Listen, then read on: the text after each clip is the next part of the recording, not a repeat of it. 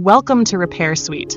In this video, we're going to explore the manufacturer feature, a tool designed to help you organize all of your devices by brand, making your workflow cleaner and more efficient. Once you're logged in, open the Settings section from the sidebar and select Manufacturer, which appears just after Physical Location. This page displays all the manufacturers you've added. If you haven't added any yet, the list will be empty.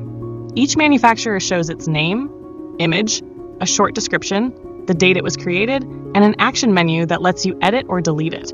There's also a search bar at the top, where you can quickly find any manufacturer by typing its name. If you want to customize your table, you can use the Columns dropdown to show or hide specific columns based on your preference. To add a new manufacturer, click on the Add New Manufacturer button. Here, you can enter the manufacturer name, upload a logo or image using drag and drop, browsing from your device, or even using your webcam. You can also provide a description to make it easier for you and your team to identify the brand later.